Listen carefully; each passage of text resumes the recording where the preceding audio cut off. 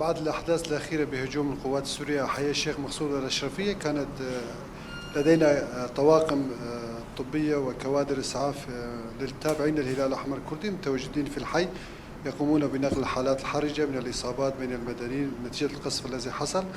الظروف الإنسانية كانت صعبة جدا في الحي، خصوصا أن الحي كان محاصر مدة 5 شهور. كان هناك احتياج إلى التدخل وتقديم المساعدة الطبية ومساعدة كوادرنا في نقل الجرحى. منذ 3 أيام انقطع الاتصال مع كوادرنا في الهلال الأحمر الكردي في الشيخ مقصود. نحن كهلال أحمر كردي وجهنا نداء إلى المنظمات الإنسانية وبالأخص الصليب الأحمر والهلال الأحمر العربي السوري لإمكانية فتح طريق آمن لدخول كوادر الهلال الأحمر الكردي، وكنا مجهزين ب 15 سيارة إسعاف مع كوادر طبية، وتوجهنا إلى معبر دير حافر بتاريخ 8/1/2026.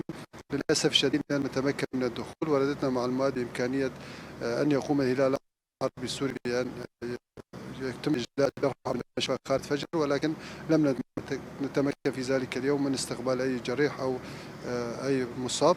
في اليوم التالي توجهنا أيضا، كنا موجودين بمعبر دير حافر خلال الساعة 6:30 ليلا يوم 9 الشهر. الهلال الأحمر العربي السوري والصليب الأحمر قد كانت هناك قافلة من المصابين، 118 مصاب تمكنا من نقلهم إلى مشافي شمال شرق سوريا في الطبقة والرقة والحسكة، تلقوا العلاج والتدخل السعيد وإجراء العمليات اللازمة. كانت هناك حالات حرجة جدا وحالات خفيفة توزعوا على جميع المشافي، حاليا حالتهم مستقرة وهم يتلقون العلاج. بالنسبة للأهالي توافدوا ب7 باصات كان مكتظين في هذه الباصات، كانت ظروفهم صعبة جدا، الظروف النفسية والحالات النفسية والهلع الذي كانوا فيه نتيجة القصف الذي كان في الحي. أيضا كان هناك حالات حرجة سوء تغذية لدى الأطفال، تم تقديم العلاج لهم وتوجيههم إلى المشافي. حاليا هم تم إيواءهم بمخيمات في الطبقة وفي الرقة وفي الحسكة. نعم، كادرنا كادر الإسعاف، سائق الإسعاف يوسف حنان حموكو، والمسعف الذي كان معه يقدم الخدمة الطبية الإنسانية للجرحى عبد الرحمن محمد، وقائد الفريق رامي حسين الملا.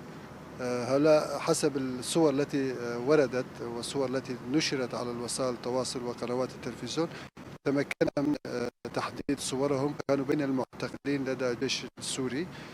كذلك قائد الفريق السيد رامي تواصلنا على هاتفه، كان قد رد علينا أشخاص معتقل لدينا.